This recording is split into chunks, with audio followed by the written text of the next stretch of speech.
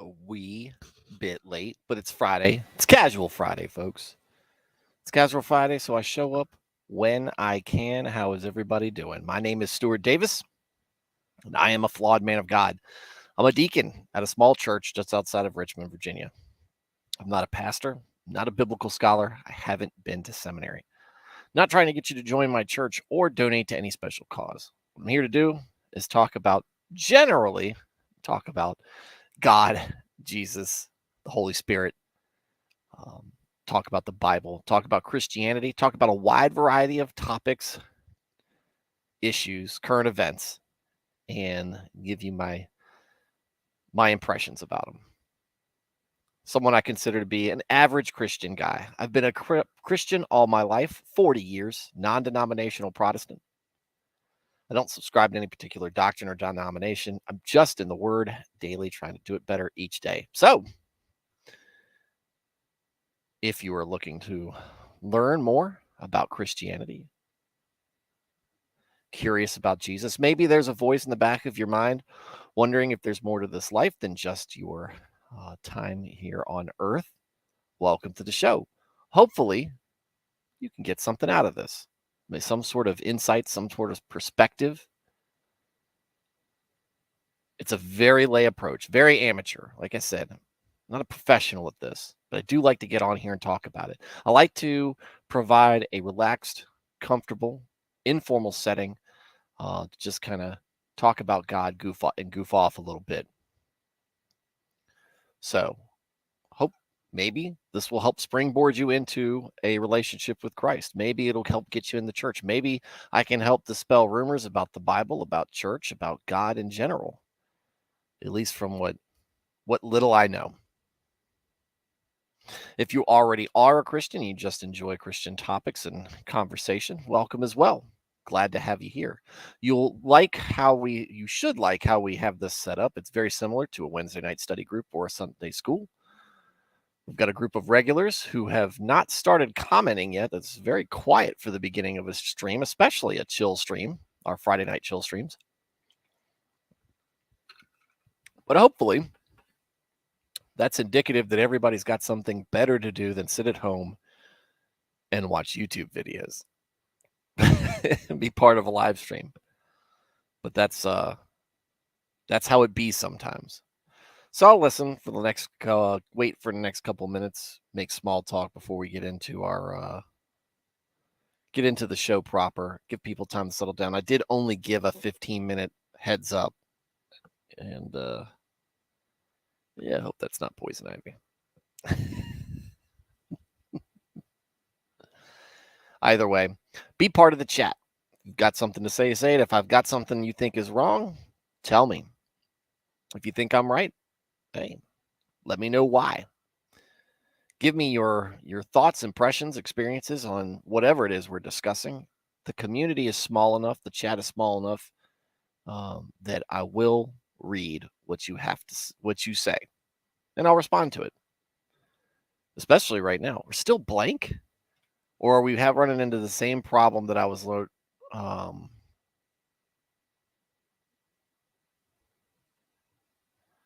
wonder if we're running into the same problem I was running into earlier this week, where I've got chats going on,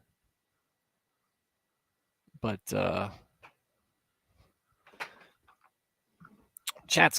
no, they're not showing up. And then like 5-10 minutes later, they all dump at once.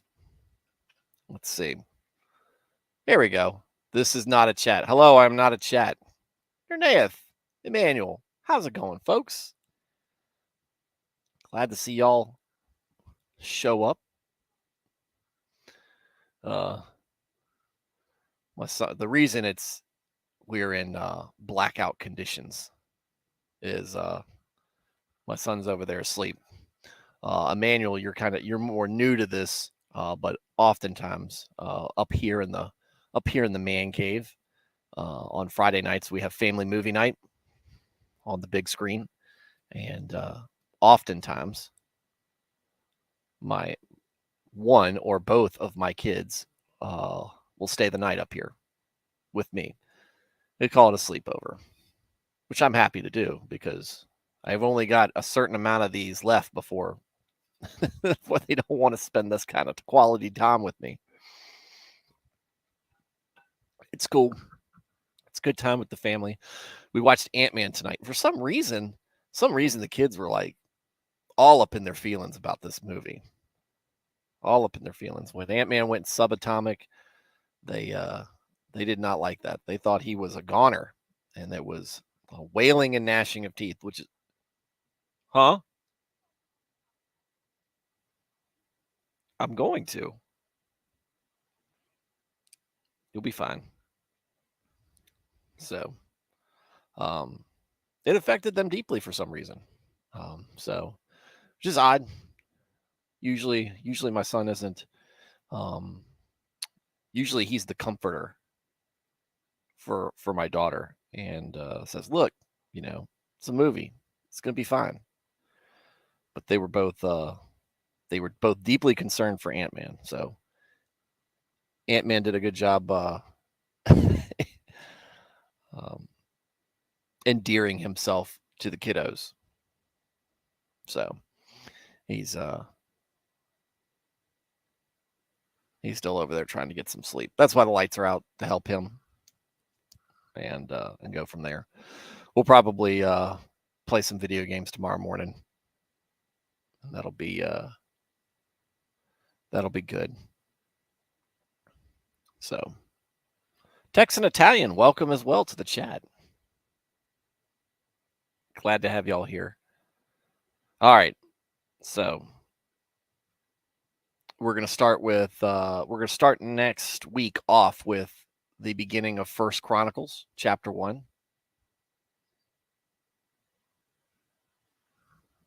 Basically, we're gonna do some genealogy and then kind of a rehash of a lot of what we already learned about in First and Second Kings. So don't be put off by the fact that some of this stuff might be repetitive. We're still going to walk through it, because good thing about the Bible, and the thing that we've learned from this, it was something that was kind of occurring to me before I started doing this stream, but I thought it was kind of interesting. You can take any book of the Bible and really get something out of it if you understand some of the context going on. And the best way in the Bible, when you're reading through it, to understand the context is to read through it from the beginning, right? So we for the most part, have an hour's worth of content, sometimes more, while just discussing 2 chapters. And it doesn't always focus, everything is like super focused on those 2 chapters. But from what you get, and that discussion begins to branch off into other things that we talk about. And I think that's the value we get in there. Emmanuel Osorio, I am Alpharis. Nobody believes that. Or Alfarius. It's Alfarius, not Alpharis. Alfarius. Or Omegon. And here we go. Here's the chat dump. What is going on here? Emmanuel said, I was spending time with my sister and her family yesterday, watched a sermon with them, and it was funny because she spurred out because I'm just a single dude.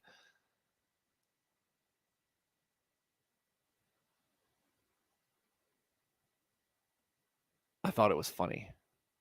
What was she, why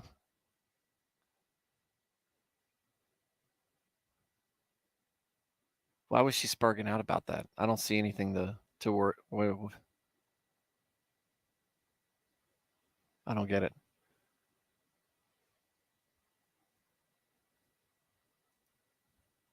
Don't watch the third Ant-Man movie. It's a bunch of commie nonsense. Yeah. Ant-Man 2 was all right. Ant-Man 2 was all right, but my wife's a big Paul Rudd fan. All the way back, because Clueless is one of her favorite movies. Look, that's to show our age.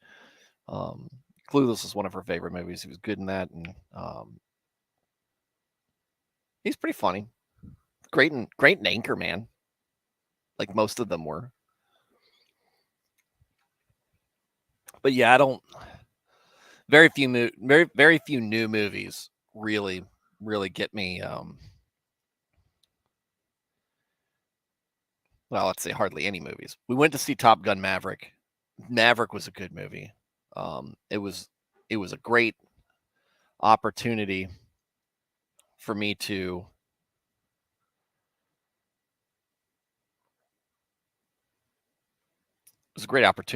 take my son to go see something that my dad had taken me to see when I was a kid. Go see Top Gun in the theater. Showed my son Top Gun. He enjoyed it. Then we went and watched Maverick. He loved it. And went there with my dad as well. So it's three generations doing something that, 30 years before that, 2 generations were doing it. Didn't get a notification. I don't know how to do it, guys. Make sure you've hit the subscribe or the notification bell. I don't know. Oh, wait. Here we go. She said, why don't I make Crip friends? I'm very quiet for the most part. And she says, I'm basically an otaku if I'm not needed. So that trips her. If I'm not needed, so that trips her out.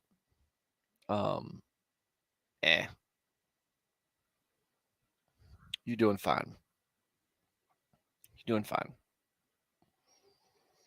Keep your house in order. Do what you got to do. Be responsible. People will naturally gravitate towards that, I think, for the most part. Maybe not. It's not everybody's job to be like the center of attention. That's not what I'm talking about. You'll find respect in that way. And that's part of the doing what you got to do. Keeping your house in order is not just the professional side of things, but the personal side as well. Doing right by people, politeness, respect, courtesy. And then on top of that, the grace and all that other stuff. The important Christian side of things. That can be part of the harder thing for a lot of us men.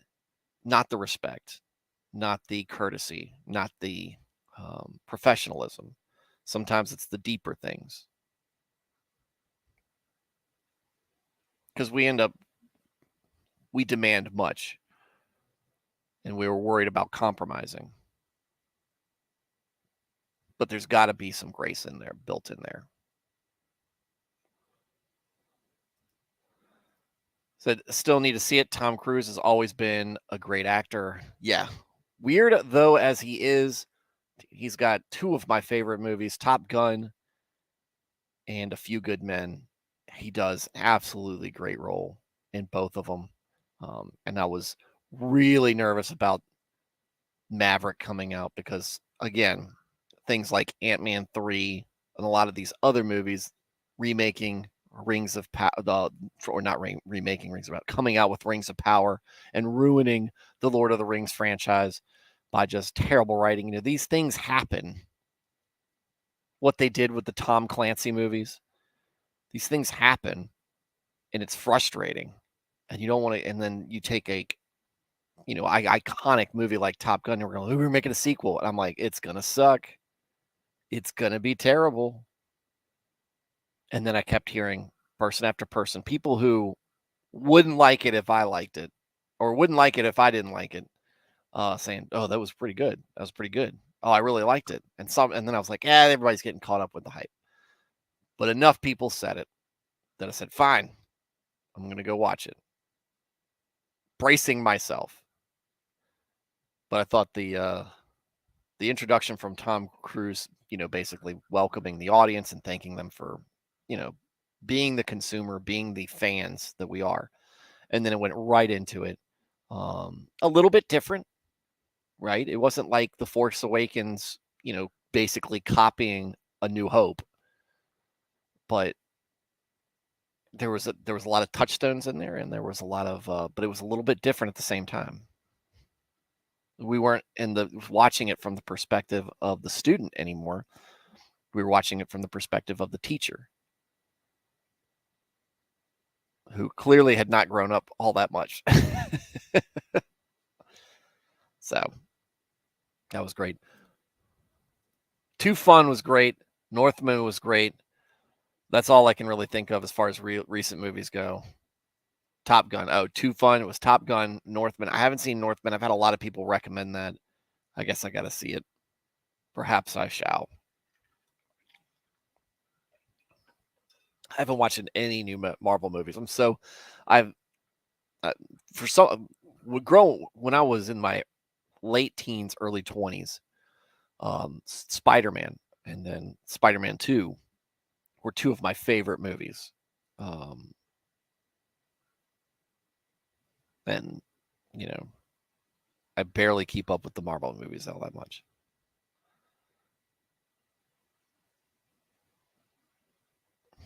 I look like I belong in Northman. Yeah. Just wait. It's going to get, like I said, it's only going to get longer. Emmanuel, don't get me started with Star Wars. I can go for hours on end talking about how they killed one of my most favorite franchises. That's the reason why I got into 40K. Well, guess what, dude? You might be moving from 40K into BattleTech, because to me, BattleTech's going to be the next refuge for when they wokeify 40K. All right, we're 15 minutes in. Let's talk. Let's get this started. Maybe we'll talk some more 40K and BattleTech. Mech Warriors. All right, so if you've been watching and following the Alex Murdaugh trial, I assume a handful of y'all have.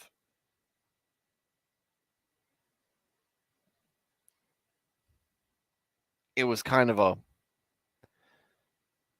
crap show. We had kind of an intriguing, tragic. Let's get past this. Tragic. What happened in those murders was brutal. But it was intriguing because of all the intrigue surrounding it. Powerful family, you have drugs, you have a attempted contract killing,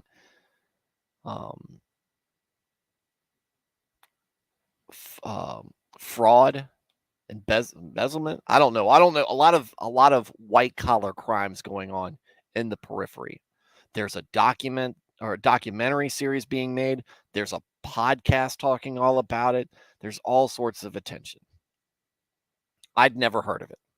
I watched it because Nick was showing it, and he said that there was a lot going on. There was a lot of things going on, and then you learn more about it as the things go on. And then you watch the trial, and you just see, man, if I'm sitting there in the jury, if I can I'll cut all the commentary out. I can imagine unironically just watching Law and Crime and pretending you're in the jury. Most of these guys are boring to listen to. And I get it. You can't make all of testimony intriguing or engaging and whatnot. Some of it's just going to be dry. But there's no real engaging personality from any of these attorneys except for bits and pieces here and there.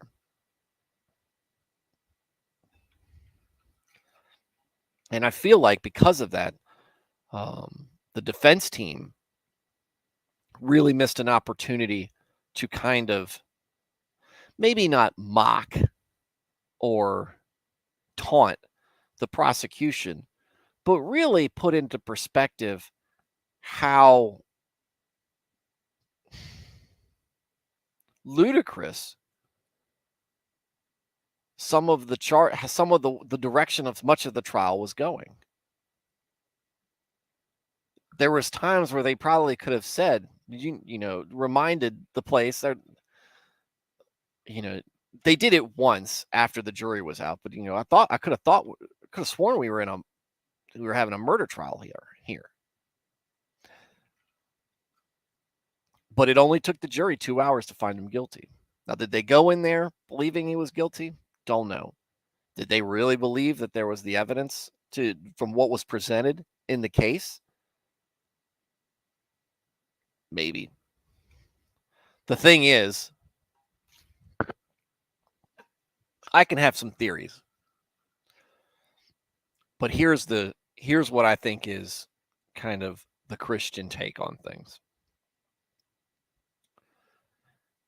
The great thing about our justice system is that, in theory, it mimics much of what is written in the Old Testament, in the Pentateuch, about how we're supposed to treat people when they're accused of a crime. So there's an accusation. We have a direct commandment from God not to bear false witness, and there are clear steps laid out in the Pentateuch about kind of a very primitive due process. We don't just assume the person is guilty. There needs to be witnesses. There needs to be elders examining evidence, wise men trusted with being able to discern the facts and go on from there. But the people are retarded. And because of that, we have seen the justice system really ends up being it's about as good as it's going to get, because I don't see how else you're going to rein it in anymore. You've got to ultimately, if you're going to imagine a society, if you're going to be a society, you have to eventually put power in the hands of people to do things like this. And we have to be able to make our mistakes or do things correctly. Now, if you ask me, and maybe I'm influenced by who I'm watching on the stream, a bunch of defense attorneys, but they make a very good point. How much of what was discussed was actually about the murder? It was a lot about lying. It was a lot about some evidence, but there was so much missing. We need to take these things seriously. This is from the perspective of, I guess, the jury. Did you honestly get out of that trial enough evidence to be able to block out any reasonable doubt? Man with a drug habit, he doesn't have maybe people he owes money to. Okay, so we can go down the theories. Is it plausible that Alec Murdaugh committed those murders? I think yes. I think it's less likely, just considering what I listened to. I didn't listen to the whole trial. I didn't watch the whole trial. I felt like it is plausible, but certainly not the only thing there. We had a lot of reasons to think that a lot of people had, even before the financial malfeasance. We had a boating accident. We had a kid, basically, Paul, who was being flippant about it, acting outwardly, apparently, acting flippant about it. We had a family that had apparently abused their station, used their power and wealth to bend the rules, step on some people. He put away some bad guys.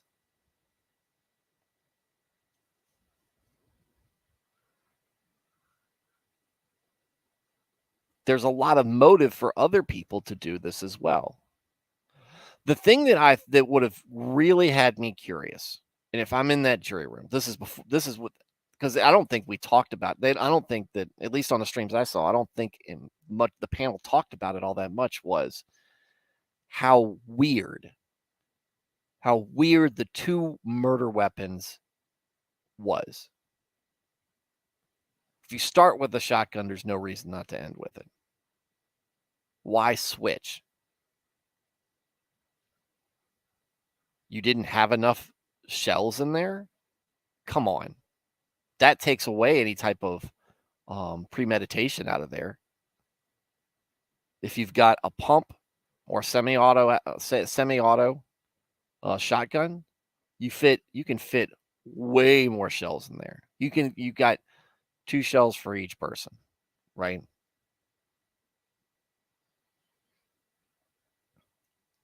Why 2 different weapons? And I didn't hear the defense. Didn't really, I don't really remember the defense really talking about how curious that was.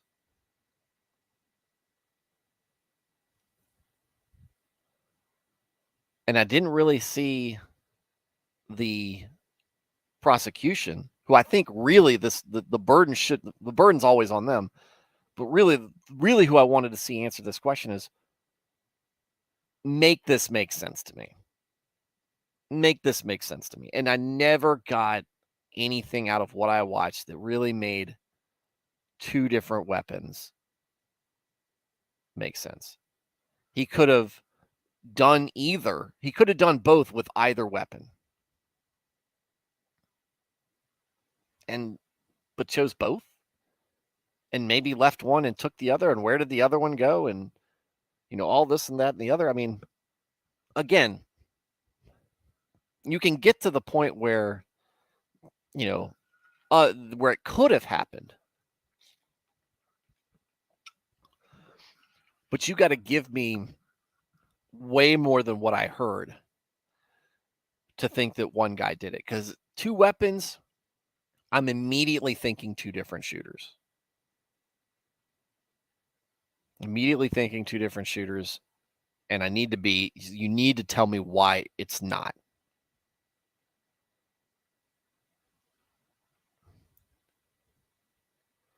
Financial crimes definitely muddied the waters. I'm going to read some of the chats.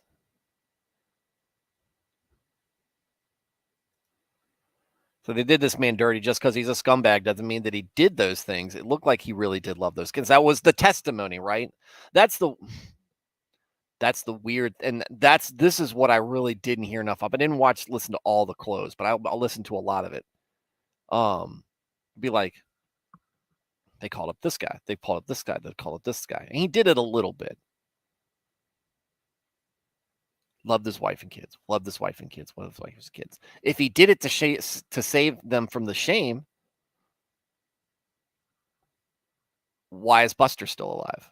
Why didn't he do the entire family? He did 2/3. None of this. This isn't making sense. And if it doesn't make sense, I start to think I'm not at beyond a reasonable doubt. I have reasonable doubt at this. I have reasonable doubt it happened the way that they're saying it did. Now, maybe a juror can say, well, I have a reasonable doubt that it didn't happen the way they say it did, but I still am beyond a reasonable doubt that he did it. Again, I don't know where they're getting that from. It's odd. Horrible to listen to. They really didn't do their job to verbally catch the jury's attention. Well, they stumbled. It's slow even for us Southerners. We are oftentimes very slow to speak. Our speech is very slow. We like to take our time considering what we're saying often. And that's fine. But how it came off there was awkward and unprepared, unpolished. I don't know. I mean,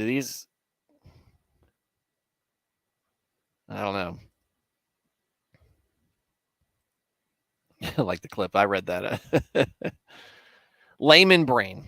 Hard to see how anyone else could have done it, and nobody gave an alternate theory in the case, so he's probably guilty. Lawyer brain. No way all the elements of the crime were proven. beyond reasonable doubt. Yeah, so this is where you have to come. It's like this is what have we seen before in other cases? And this isn't, you don't have to be a lawyer to put this together. Something bad has happened. Something needs to be done. People are immediately looking for someone to blame, and now the state has provided someone who they think is to blame. And if you can't think of something that's more likely, then you go with this. This is the most likely. And even if you think that the Paul is most likely the perpetrator, unless there is no other reason, there's no other way this could be true, reasonably be true, then you've got to convict. I just, again, the guy's clearly a scumbag. He's a liar. He's a fraud. He's a druggie. He's probably, a lot of people, he's probably one of those guys who's powerful and and he's nice to people who are kind of in his entourage and in his circle. But he's probably, if you're in his way, he's probably somebody who's going to step all over you and not give it a second thought because you're beneath him, right? This guy has got local old boy politician written all over him. Sure, the dude, a lot of people were talking about how nice he was. It's probably folks who just in his social circle. I'm sure people right outside of it that he wasn't worried about what they thought about him. He walked right all over top of them. And the housemaid, the housemaid thing, housekeeper or whatever, it's a perfect example of that. The boat accident, and apparently, because this stuff does rub off on you. We see it in Kings, right? The boat accident, Paul's attitude afterwards. Yeah, apparently he apologized, but out in public, he's acting like it's no big deal. He got that from his dad, right? The badge thing was on purpose. I thought that was a good thing. I thought that was something that the prosecution did do well to point that out. I thought it was a stupid move on the side of the on in Paul's, or not Paul, on Alex's case, to do what he was doing. I guess it made sense at the time. He didn't think he was going to be on trial for murder. Walking around with that badge out, no, he did that on purpose. He did that on purpose, not to open doors. To go, I'm official. I'm here in official capacity. Folks like him, folks like that do that. The same reason you wanted the lights on the car. The dude wants to use his volunteer position as a means to give himself better access. I think I was like, yeah, he's that guy. He's that guy who does that. But the point where they were bringing it up, I'd already come to that conclusion. None of that stuff shocked me. I was like, yeah, that's exactly what a guy like this would do. Seen people do it before. Seen people walk around there. It makes them feel more important, or makes them look more important to the peasants. And there it is. He's an easy target. And I guess a layperson can say, well, he did all these things, so he probably did this heinous crime. There's a big difference between that kind of guy and a dude who kills his own family. He's a lot of folks like that oftentimes are all about their family and their wealth, right? They're going to do the best for their kids and put them through the best schools and bend and break all the rules and pave the way to make sure that their kids have got it all.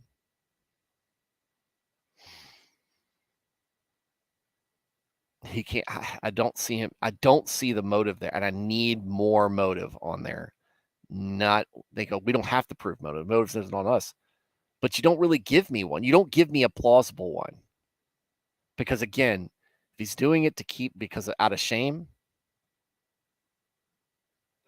why is it in the heat of the moment? Or why isn't it premeditated? And if it's premeditated, Why two weapons? If it's premeditated, why is Buster not there? This doesn't make sense. Does not make sense at all.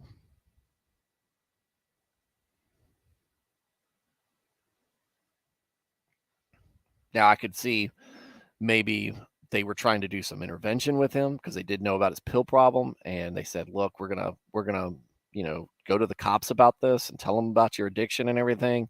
And he knows that once that happens, everything's just going to start falling apart. And maybe in the heat of passion, um, picks up the quickest, the most ready weapon. Maybe there's a fight before they go out there.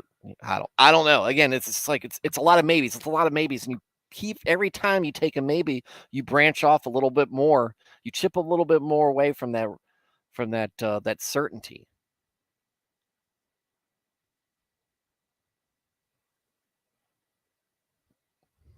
Okay, now I went from 99% sure to now I'm 95% sure, and then another maybe. So now I'm 95% sure to 90% sure. Then there's another maybe. All right, now I'm 83% sure. At what point of your percentage of certainty do you think that there's reasonable doubt? I'm probably be at 95%. Because that other 5% is all just the radical ideas that, oh yeah, if everything just falls into place perfectly, it could happen like this. So I'd probably be at 95%. That's my certainty level. And again, they bring up all the extra stuff that comes in there, and that teaches me that he's a scumbag. But again, seems like a thief is a thief. Thieves aren't always murderers. Murderers aren't always thieves.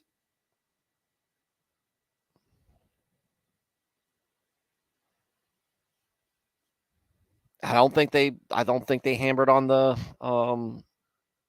don't think they hammered on the cop talking about the I did him so bad, they did him so bad part, and about following up. Bronco was very much on things with that. Why not follow this up? Again, it felt really sloppy. It felt really sloppy on both ends. The prosecutor, the one that did cross on Alex, he seemed wholly unprofessional, leaning on the lectern. Who does that? Who teach? Dude, that is not a Southern gentleman thing. In fact, if I was a judge, I'd be like, you need to sit up straight and respect the jury and respect the audience. Sit up straight and deliver things. That's a very casual posture. It's a very casual posture. I don't understand how that even went. He's wasn't likable. He didn't speak all that well. None of them really seemed. There was one prosecutor, and I don't know what he looked like. I could identify him more by voice, but because he said he had a little bit more firm command in there, right? A little bit more certainty in what he was saying. He was asking better questions. Seemed just felt like he was a lawyer who knew his stuff a little bit better. And sometimes the defense would get like that, but again, not enough. Not enough. And this is the best the state has to offer in prosecuting the case. And this is the best that money can buy defending the case in South Carolina. Guys, y'all got to do that better than that. Charleston is in South Carolina, man. That is antebellum South as it gets. All sorts of money in Charleston. The up country. So it's very interesting in that. MR, if you watch the documentary, there's like 20 other potential suspects. If you watch the live stream, there's 20 other potential suspects. Emmanuel, it's like saying that a man who drives past stop signs and red lights doesn't mean he's a bad man to his kids and family. That's essentially what they tried to pin and got through. Well, when you have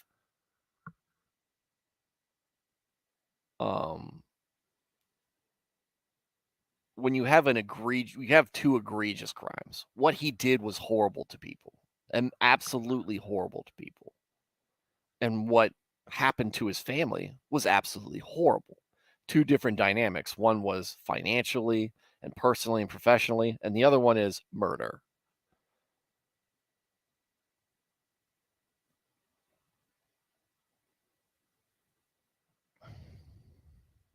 It's like but I think a lot of people came into it. Honesty goes a long way for people. If you're willing to lie about this, then you're willing to lie to anybody. And if you're an addict, there's a lot of negative connotations about addicts. If you're an addict, you're addicted to painkillers and opioids. You're in a drug-killed rage. Like people can build into this, and I don't think the defense did a good enough job kind of reining that in. And look, at the also cards were stacked against them involved. This seemed like there was always an understanding that they were going to do whatever they could, probably from before this case got entered the courtroom. They were going to do all they could to let in as much as could possibly be let in. Whatever judge was going to be selected for this was going to let in whatever they had to let in. Because I feel like they needed to get this conviction. They should not have allowed the financial crimes. The rules of evidence should have precluded it. Yeah, it seemed really silly. Blaine, what's up? Did you know they made a Genesis-based anime? Wait. Did you know they made a Genesis-based anime in the 90s? What? I need to know more about this. I need to watch this. How based is it? Neo. Woo! Coming in there. The badge thing was also questionable to be admitted as character evidence, to be honest with you. Yeah, I don't... Again, this is...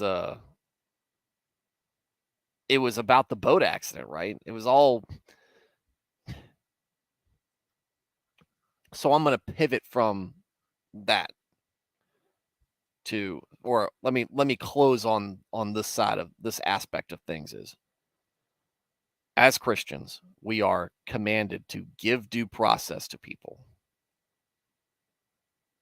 along with grace and understanding, and be honest in our dealings, honest in our business dealings, honest in our personal dealings, and in this case, honest in our legal dealings. And if I'd have been in that jury room, I'd been like, look, I don't like this guy either. Sounds like he's going to jail for a long time anyway. You got to prove to me that he did these things, and I'm just not there. And I doubt somebody does it in 2 hours. Of course, I'm stubborn. I'm probably not budging. If somebody doesn't give me a good enough reason, you might as well hang that jury right there.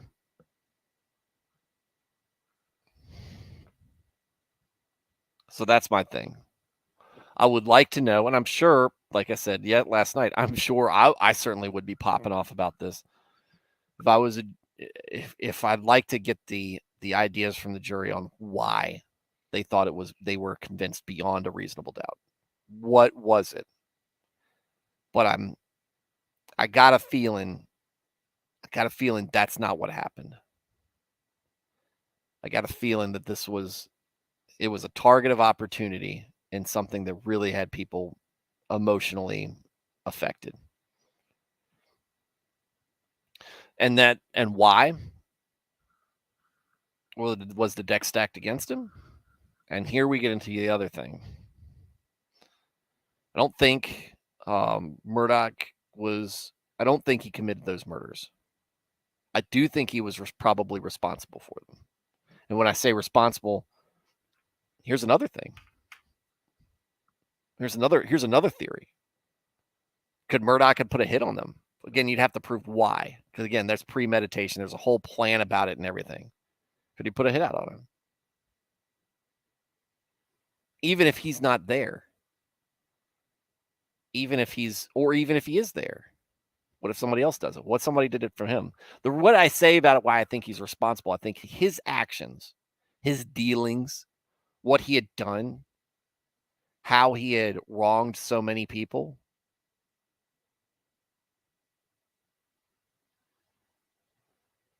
that might have led to what happened that night.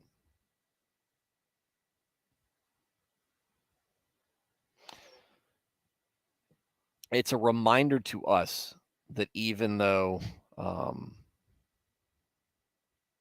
it's a reminder to us that even though we might get away with things at first, they can catch up with us. Or even if we have we have made ourselves immune from prosecution on something else can come back and get us. And the interesting thing about this case is a man who spent, sounds like, a fair amount of his adult life corrupt, lying, abusing power, stealing money from people. Great sums of money he stole from people.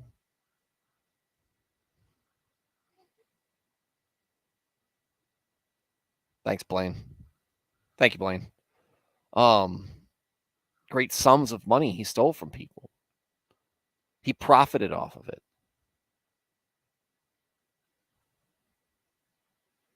And in the end, what we see as a result of that is when he's prosecuted for something I don't think he did. But what got him prosecuted and convicted was similar to the very behavior that he exhibited in his real life. He was hoisted up by his own petard. You live by the sword, you die by the sword. He was corrupt. He got hurt by some corruption. Let this be a reminder for us, right? We learn from our own mistakes and we learn from the mistakes around us, for others around us. Always be paying attention. There's wisdom in life everywhere you look. But this is almost something that you would see out of the Old Testament or a parable. Right? A man lies his whole life. A man steals his whole life. But somebody kills his family. The people want to know who did it. And the people investigated lied to get him there. Or probably more like just were unprofessional and a little bit intellectually dishonest in how they arrived at the conclusions that they did. And the prosecution being the prosecutors being what's the word I'm looking for? Wanting promotion. Crap, I'm trying to think of the word. But seeing an opportunity for advancement, something to boost their resume, something that's going to get them in the spotlight. Of course they pressed that to go to court. Alex Murdaugh would have done that. That's exactly the same behavior he exhibited. So while it's sad, and listening to a lot of the testimony when they were talking about what happened to his son when the shotgun went off, that's tough, right? That's tough to listen to. I'd been in pieces about that. No pun intended, guys. I know one or two of y'all is typing it. I would have been broken just listening to that, right? Having seen it already, having to go through that. But at the same time, what got you ahead in life ended up getting you locked up. And when you stepped on other people, and when you stole from other people, and when you lied to other people, and when you abused privilege, when some of that stuff has been turned around to you. And what do you say? It's not fair. It's not. But neither were you.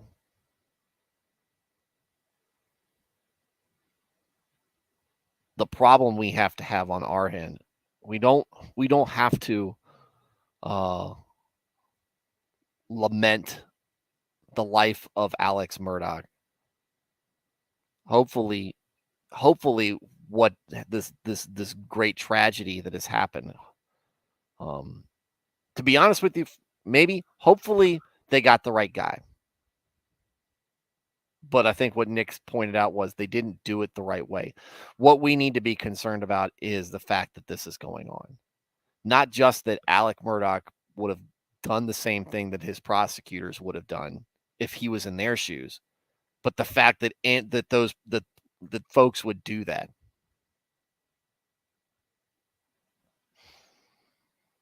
Period.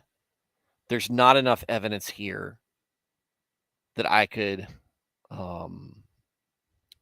there's not enough evidence where I could come to a conclusion of beyond a reasonable doubt. I can't take this to a jury. Well, you're going to, or else your career is over. Okay, I'm out. This is why I can't be a lawyer. I love to argue, love to debate. I love to talk to people about things that I'm passionate about and topics that I believe in. As y'all probably are all aware. But if I don't feel passionately about what I'm talking about, it's going to be obvious and I'm not going to do my job. And that means the same thing as a prosecutor or a defense attorney.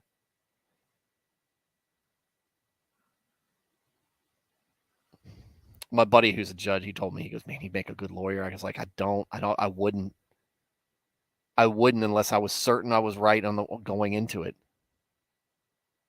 Or if I thought I was, or if I was pretty certain I was right going into it. But I couldn't bring a case where I didn't believe what I was talking about.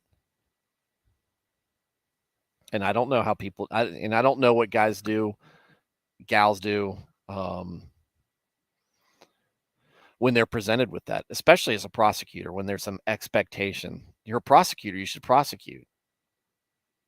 Probably being called the prosecutor is probably a difficult thing.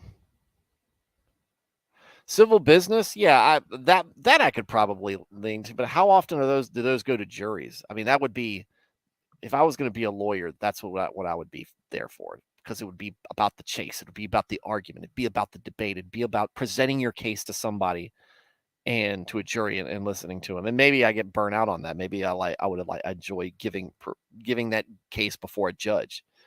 I would want to be in court. That would be where I'd want to live.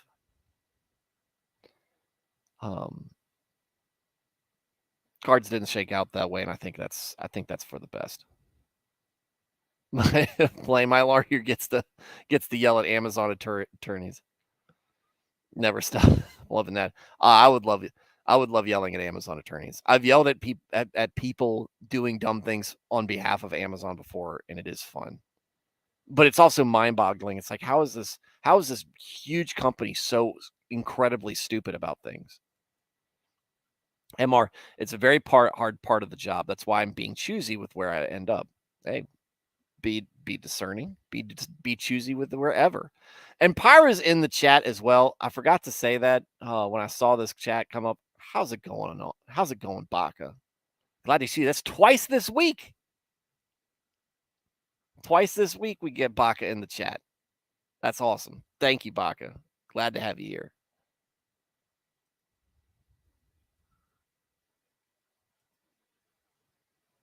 I've never seen it this way before, but you're right about reaping what you sow. Like I said, and I've had this perspective for a while. Just throughout the trial, the more you learn about this guy is, if this guy gets convicted, he's getting what's coming to him, right? Or maybe I take that back. If he didn't do it and he loved his family as much as everybody said, or even a fraction of the amount that his family said, his punishment happened that night. His punishment happened that night. But the dominoes that he put in motion, and the life that he led, still is what ended up got him behind bars. And on top of that, you have media wanting to see this. They won't want this to not be solved. They don't want this to be a mystery.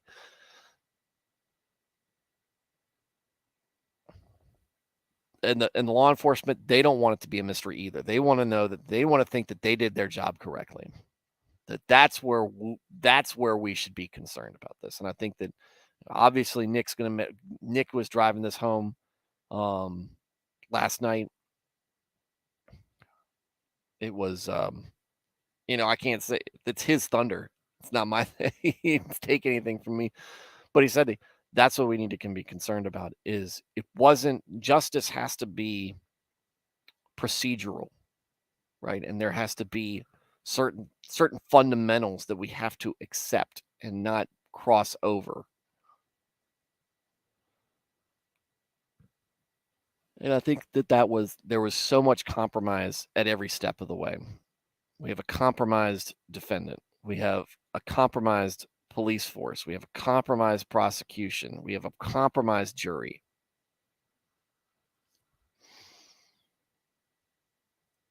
I mean, we can say at least the victim in this case was a guy who was going to go to jail forever anyway because of the things that he's done.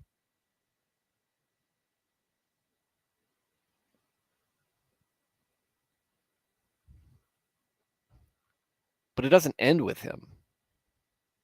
And when this happens on this big of a scale, that means they're more likely to behave this way when it's not, when there aren't as many eyes on it. It emboldens them. What's going on, Blaine? Glad having you here. We're going to talk more about this Genesis anime on another night. By the way, guys, Blaine's Escape Corner. If you're into anime at all, go to his YouTube channel. It's a blast. I show up sometimes at Friday nights. He normally sends me an invite. I can't go. I can't make it tonight if he does invite me. I just need to chill out. But yeah. Amazon works due to the additive power of blood and IQ.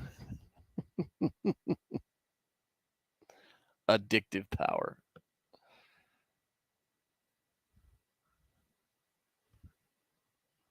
So that's where I land on the Murdaugh thing. There was a lot of things that are concerned. There's a lot of things that people left out. I think that wasn't being discussed.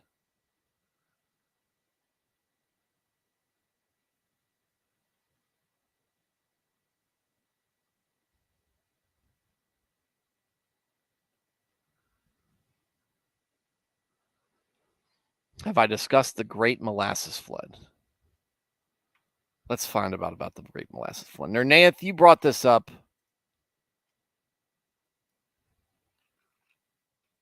Great Molasses Flood.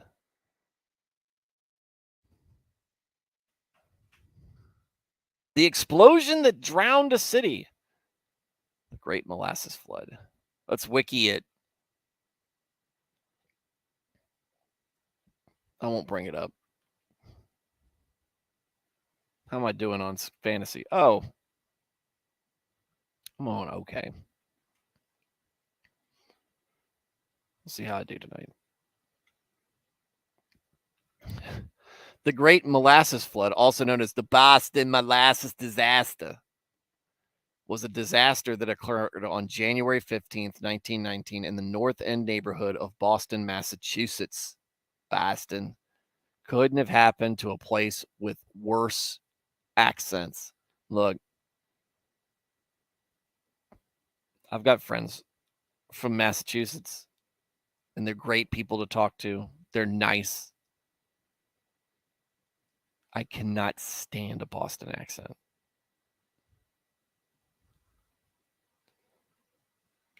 It's a testament to those people that I know, that I talk to them, that I enjoy talking to them, even though can't stand it. Neo, night guys, started second job, so I stayed tired. Y'all be safe. Hey man, get it done. Be good out there. Be safe. MR, even if a girl is a 10, a Boston accent will make her a 7.5. Negative 7.5. A large storage tank filled with 2.3 million US. How big is this storage tank? 2.3 million gallons of molasses weighing 13,000 short tons. I guess it's a ton. Burst, and the resultant wave of molasses rushed through the streets at an estimated 35 miles per hour, killing 21 people and injuring 150. The event entered local folklore, and residents claimed for decades afterwards that the area still smelled of molasses on hot summer days. That's not folklore. I 100% believe that it smelled like that for years and years and years. Whoa.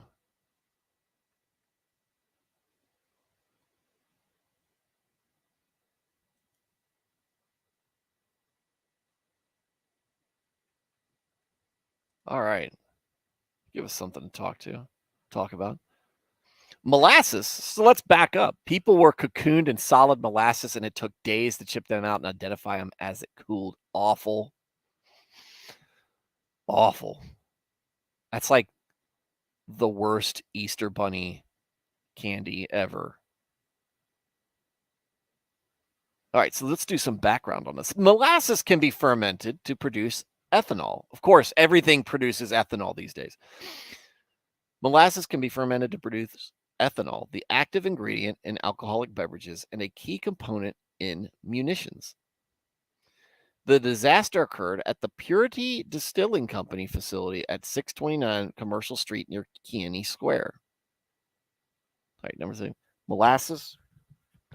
I'm always thinking of sweets, so I'm thinking of candy.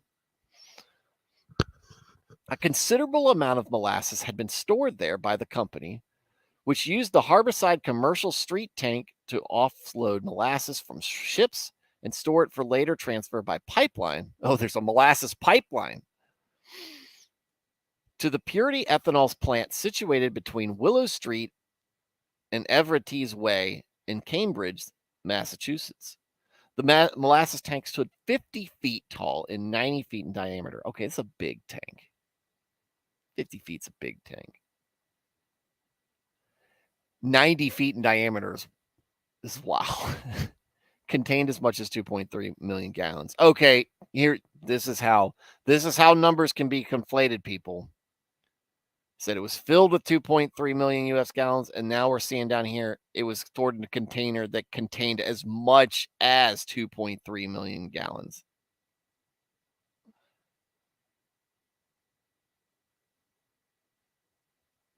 So was it full? We'll find out. On January 15th, 1919, temperatures in Boston had risen above 40 degrees Fahrenheit.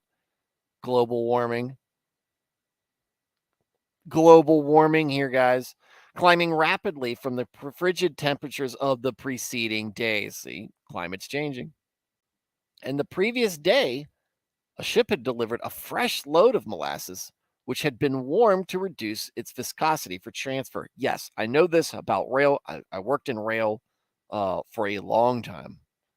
And a lot there are actually rail cars built that have you can arrange your tank two ways. You can have external heating coils or internal heating coils. You can have heating coils that are effectively in the tank with the product. Now, I was used to it with resins. In the heating coils in the tank with the product, or in between the tank and the outer jacket with the insulation. Of course, you wouldn't want to insulate it too much. It's not where I don't know if those are insulated or not, but you've got that air gap, and there's heating coils in there, and they heat the tank from the outside. Sometimes when those things break and there's no way to fix them, and on the internal side, you have to have a mobile company come in, open the manway, and put a heating rod in there. It takes forever. It is expensive. But yes, the viscosity, that's a big thing, because look, if you're pumping things off, especially back then, I'm sure those motors weren't as anywhere near as efficient or as powerful as they are now. You want a looser, more thinner product. You want that viscosity down.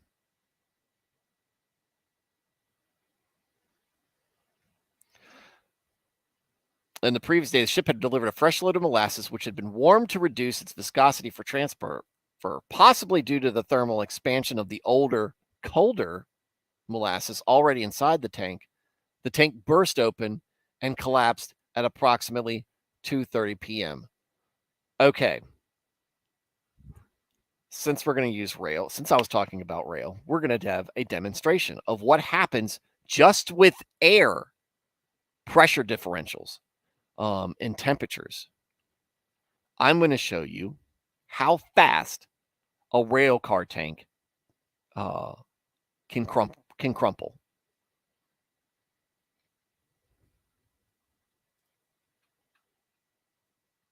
And not only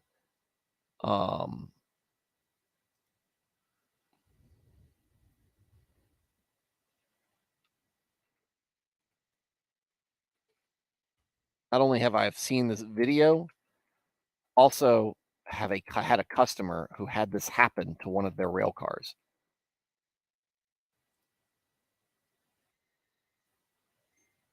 And I don't know why they're playing. I'm gonna mute it. They're playing. Nah. You know what? I'm just gonna talk over. I don't care. I don't care if I get copyright struck.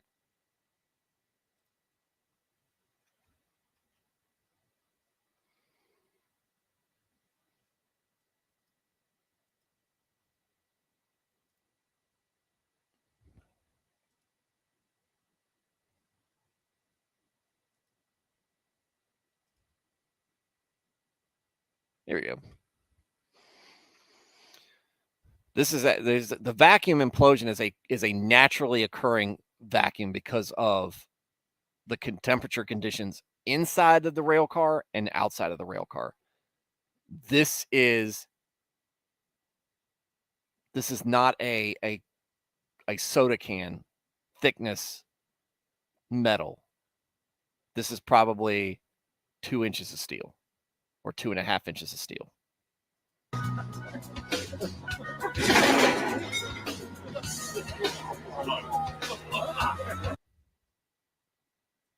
Gewonnen hat Herr Dr.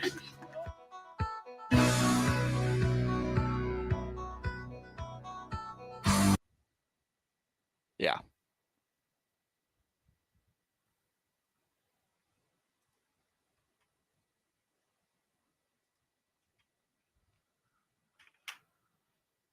Yeah. Let's see what's going on here.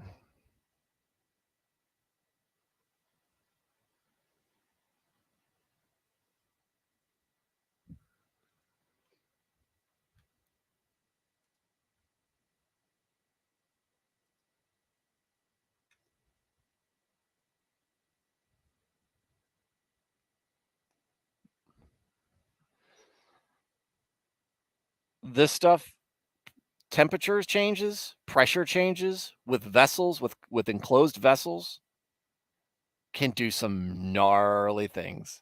Now imagine, now a little off topic, obviously, at this point, but imagine, because this is how it happened with my customer. You got a guy who's walking the yard one morning, and he goes out and he's looking. You're just checking the yard because you've got either tanks coming out with product or coming in with product. And you come out, and this truck, this tank is probably near the wash bay because it had been cleaned recently, which is what caused the thing. And you walk out and you find it like that. You just come out and you're like, oh, what happened here. Because if you're not a tank guy, if you're not somebody who understands these rail cars or anything, and if you haven't been you're just a guy who just works there, you're not going to have any idea what happened. You're just going to be like, this is just somebody, some giant came up and just squeezed the rail car and put it right back down how he found it.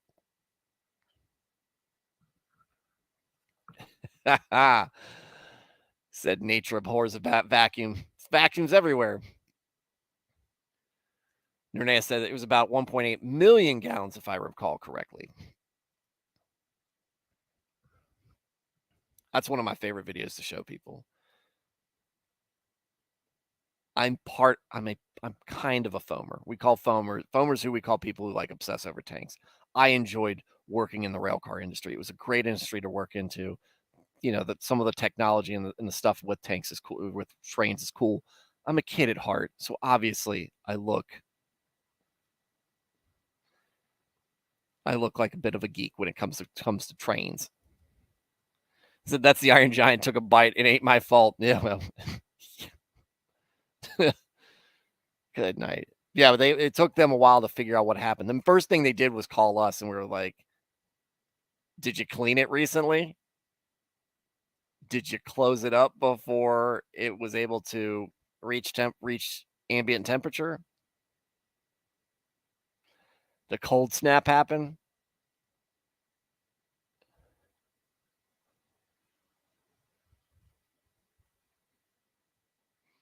All right.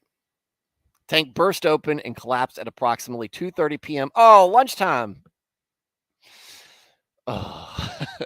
Witnesses reported that they felt the ground shake and heard a roar as it collapsed. A long rumble similar to the passing of an elevated train. Others reported a tremendous crashing, a deep growling, a thunderclap like bang, and a sound like a machine gun as the rivets shot out of the tank. It almost sounds like a person groaning, like oh, but like it'd be a giant, something that big. Things are giving way. The density of molasses is about 1.4 metric tons per cubic meter, 40% more dense than water. That's to put things in perspective. Of course, most of us have seen molasses. We understand about how dense it is, resulting in the molasses having a great deal of potential energy. Yes. The collapse translated this energy into a wave of molasses 25 feet high at its peak, moving at 35 miles an hour. A tidal wave of molasses, a tsunami of molasses, if Blaine was still here. The wave was of sufficient force to drive steel panels of the burst tank against the girders of the adjacent Boston Elevated Railway's Atlantic Avenue structure and tip a streetcar momentarily off the L's tracks. Stephen Puleo described how nearby buildings were swept off their foundations and crushed. Man, we all know jet molasses can't melt steel beams. Several blocks were flooded to a depth of 2 to 3 feet. Syrupy sweet. Molasses. Puleo quotes a Boston Post report. Molasses, waist deep, covered the street and swirled and bubbled in about the wreckage. Here and there, struggle to form. Whether it was animal or human being was impossible to tell. Only an upheaval, a thrashing about in the sticky mass showed where any life was. Horses died like so many flies on sticky fly paper. The more they struggled, the deeper in the mess they were ensnared. Human beings, men and women, suffered likewise.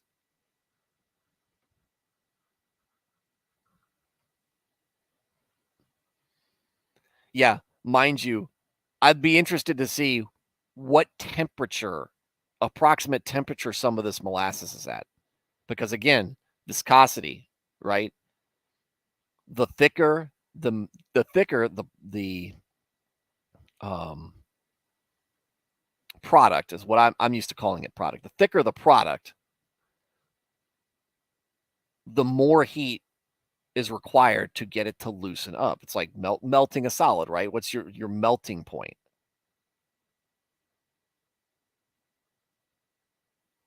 The Boston Globe reported that people were picked up by a rush of air and hurled many feet. Others had debris hurled at them from the rush of sweet-smelling air. A truck was picked up and hurled into Boston Harbor. After the initial wave, the molasses became viscous, exacerbated by cold temperatures, trapping those caught in the wave and making it even more difficult to rescue them. About 150 people were injured, and 21 and several horses were killed. Apparently, like so many flies on sticky fly paper. Some were crushed and drowned by the molasses or by the debris that it carried within. The wounded included people, horses, and dogs. Oh, poor dogs. Coughing fits became one of the most common ailments after the initial blasts. Edwards Park wrote of one child's experience in a 1983. Hey, that's a good year. Article for the Smithsonian. Anthony DiStasio, walking homeward with his sisters from the Michelangelo School, was picked up by the wave and carried, tumbling on its crest, almost as though he were surfing. That must have been scary, but also fun. Then he grounded and the molasses rolled him like a pebble as the wave diminished. He heard his mother call his name and couldn't answer. His throat was so clogged with the smothering goo, he passed out, then opened his eyes to find 3 of his 4 sisters staring at him. Well, how'd he get out? Boston molasses. Oh, melting point is 212 degrees Fahrenheit. It's going to be hot, guys.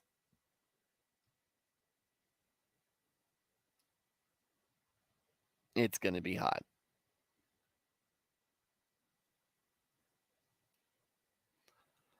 First to the scene were 116 cadets under the direction of Lieutenant Commander H.J. Copeland from the USS Nantucket. There once was a lieutenant commander from USS Nantucket. The molasses was so deep you could. A training ship of the Massachusetts Nautical School, now the Massachusetts Maritime Academy, that was docked nearby at the playground pier.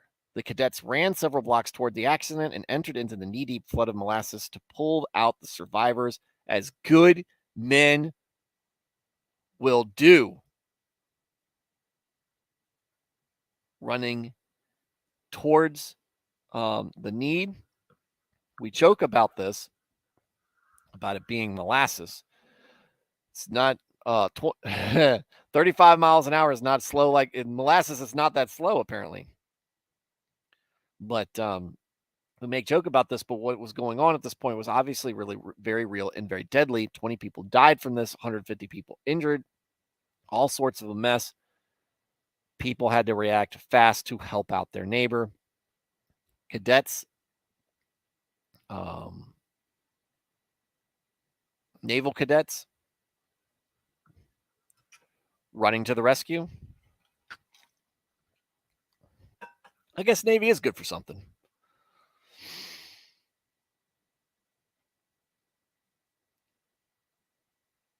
The cadets ran several blocks toward the accident and entered into the knee-deep flood of molasses to pull out the survivors, while others worked to keep curious onlookers from getting in the way of the rescuers. And this is the interesting onlookers. Go do something. I get if it's a kid or something like that, but help. Everybody should be helping. Dad called it, when my dad was on the rescue squad, he called it the Oh No squad. People who just sit around and go, oh no, oh no, oh no, oh no, what happened? Get up and do something. The Boston Police, Red Cross, Army, and Navy personnel soon arrived. Some nurses from the Red Cross dived into the molasses while others tended to the injured, keeping them warm and feeding the exhausted workers. Many of these people worked through the night, and the injured were so numerous that doctors and surgeons set up a makeshift hospital in a nearby building and they all brought cookies to dip in the molasses. Rescuers found it difficult to make their way through the syrup to help the victims, and 4 days elapsed before they stopped searching. Many of the dead were so glazed over in molasses that they were hard to recognize. Other victims were swept into Boston Harbor and were found 3 to 4 months after the disaster.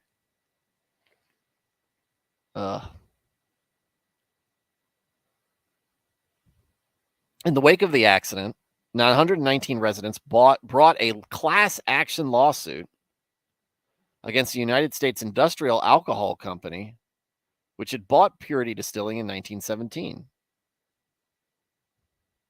Wait a minute. Oh, okay. I thought for some reason it was January 15th. I thought it was 1915. I was like, they waited that long to bring suit? It was one of the first class action suits in Massachusetts, and it's considered a milestone in paving the way for modern corporate regulation. The company claimed that the tank had been blown up by anarchists because some of the alcohol produced was to be used in making munitions. But a court-appointed auditor found the USIA responsible after 3 years of hearings, and the company ultimately paid out $620,000 in damages, or $9.82 million in 2021, adjusted for inflation, which is a lot even then. I mean, is a lot considering how little people were valued back then. Relatives of those killed reportedly received around $7,000 per victim, equivalent to $109,000 in 2021. Cleanup crews used salt water from a fireboat to wash away the molasses and sand to absorb it, and the harbor was brown with molasses until summer.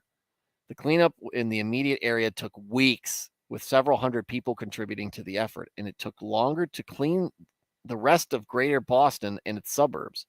Rescue workers, cleanup crews, and sightseers had tracked molasses through the streets and spread it to subway platforms, to the seats inside trains and streetcars, to pay telephone handsets into homes, and countless other places. It was reported that everything that a Bostonian touched was sticky.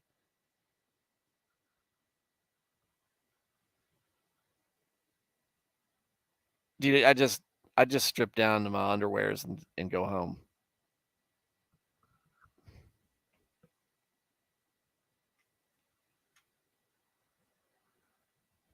All right, here we go. Murdaugh, the tank was poorly built. It leaked on hot days. You guys need to proofread y'all's chats.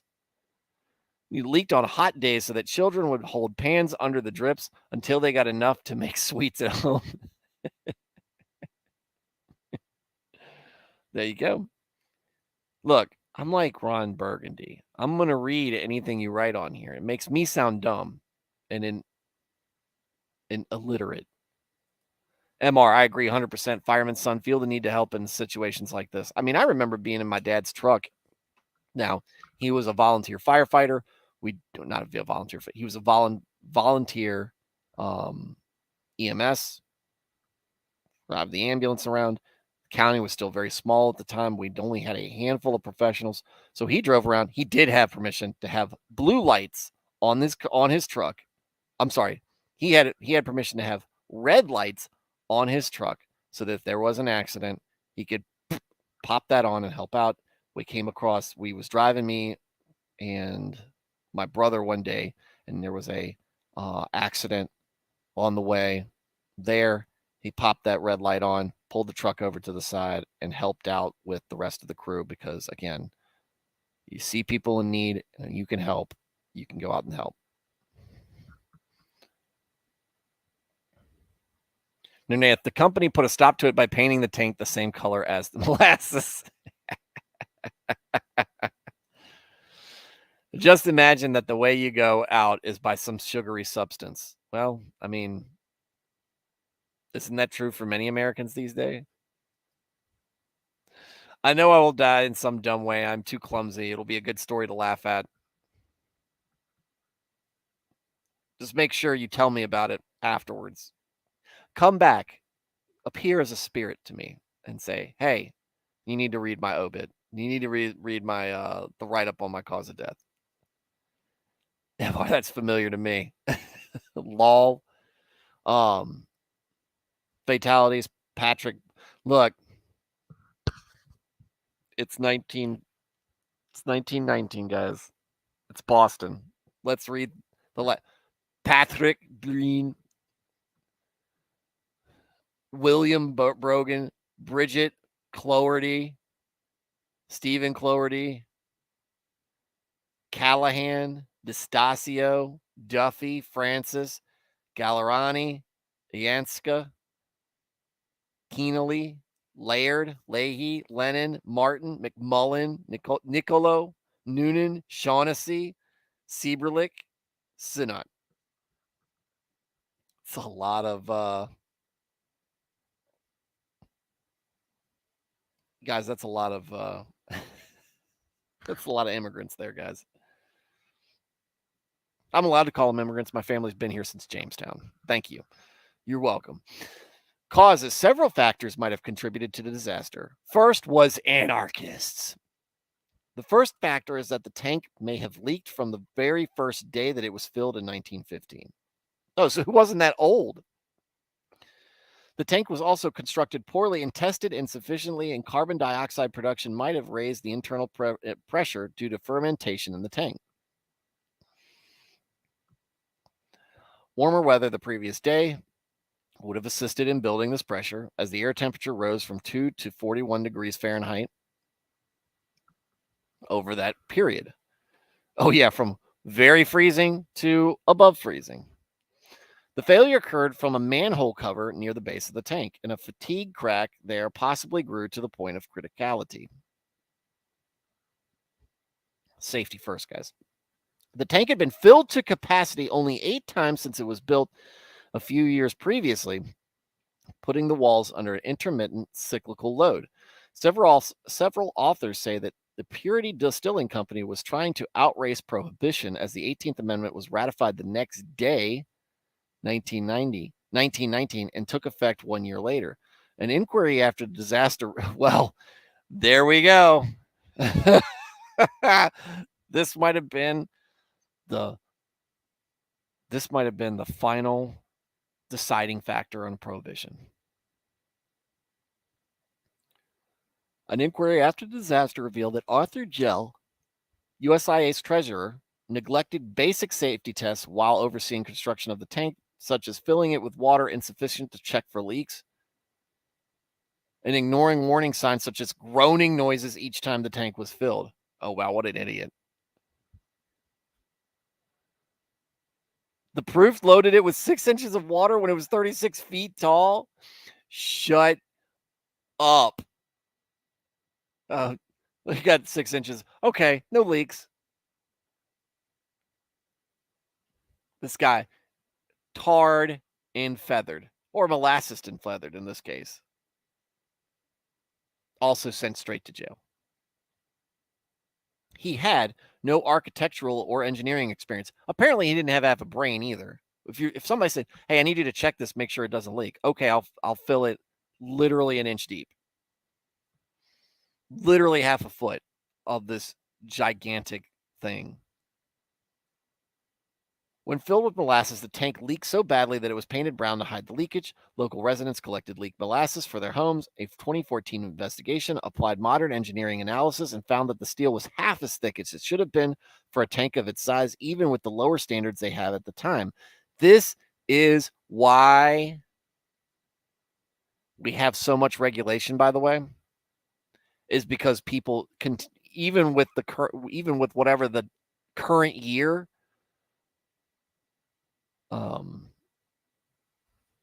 even what the current year requirements are, people still will cut corners. Just put some duct tape on the on the back. It'll be fine. On the crack, it'll be fine. They didn't do that either, apparently. Duct tape would have solved this problem. Another issue is that the steel lacked manganese and was made more brittle as a result. The tank's rivets were also apparently flawed, and its cracks first formed at the rivet holes. Of course. In 2016, a team of scientists and students at Harvard University conducted extensive studies of the disaster, gathering data from many sources, including 1919 newspaper articles, old maps, and weather reports. The student researchers also studied the behavior of cold corn syrup flooding a scale model of the affected neighborhood. The researchers concluded that the reports of the high speed of the flood were credible.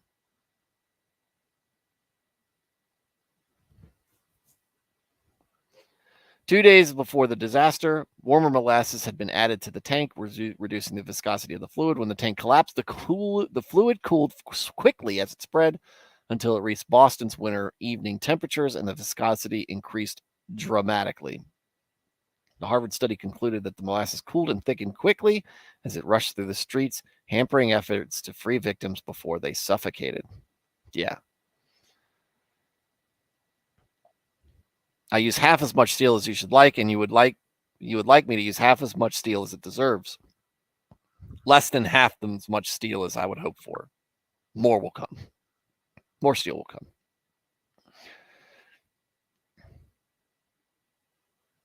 They didn't rebuild the tank. Property formerly occupied by the molasses tank and the North End Paving Company became a yard for the Boston Elevated Railway.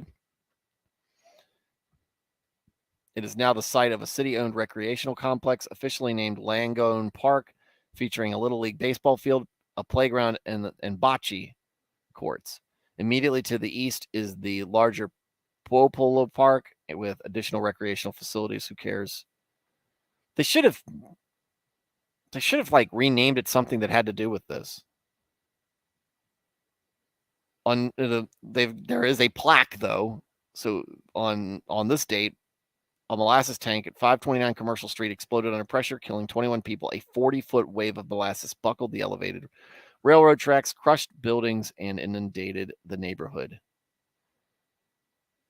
The accident has since become a staple of local culture, not only for the damage the flood brought, but also for the sweet smell that filled the North End for decades after the disaster.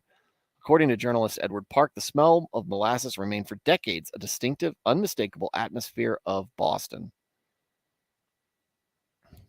Which is much better than the accents. On January 15th, 2019, for the 100th anniversary of the event, a ceremony was held in remembrance. Ground-penetrating radar was used to identify the exact location of the tank from 1919. The concrete slab base for the tank remains in place, approximately 20 inches below the surface of the baseball diamond at Langone Park. Or Langone? Is it Langone? I don't know. Who don't care? It's Boston. Attendees of the ceremony stood in a circle marking the edge of the tank. The 21 names of those who died in or as a result of the flood were read aloud.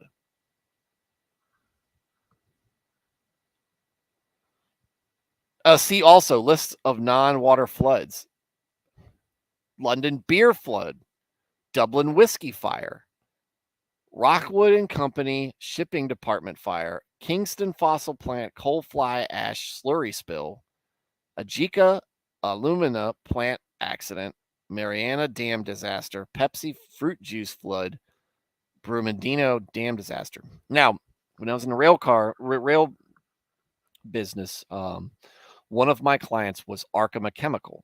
And if you guys remember, when the hurricane happened, hit Houston, Arkema and Houston flooded. Arkema had to abandon its warehouse. The power was out.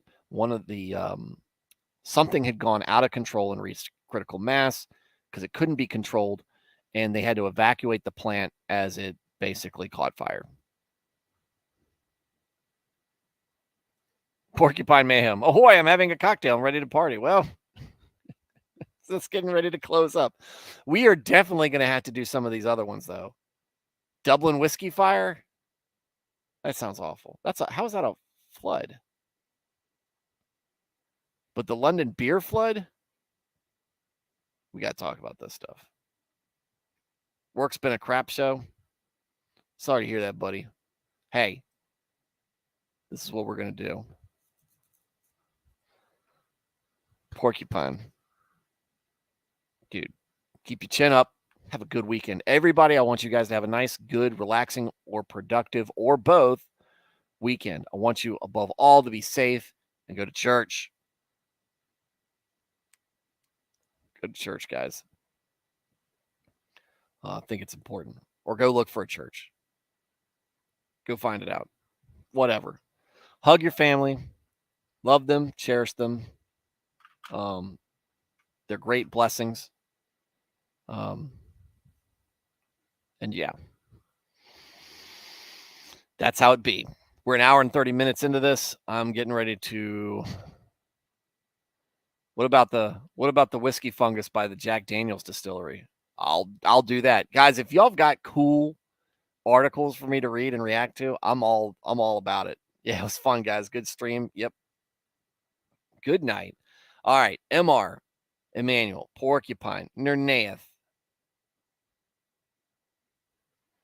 Neo, who's already gone. Blaine, already gone. Baca, hope you're still here. Neo's already said Neo. No Nico tonight. I think I saw text in Italian. All right, y'all. React to Dune. My reaction to Dune is that I enjoyed the prequels better. Brian is better than Frank. Unlike the girl showing up late, slamming 5 shots to catch up. 5 shots of molasses? All right, guys. Thank you guys for popping in. Glad you were able to enjoy this chill stream with me. I will see you guys on Monday evening where we can continue this conversation more. So, in the meantime, guys, I want you all to be safe.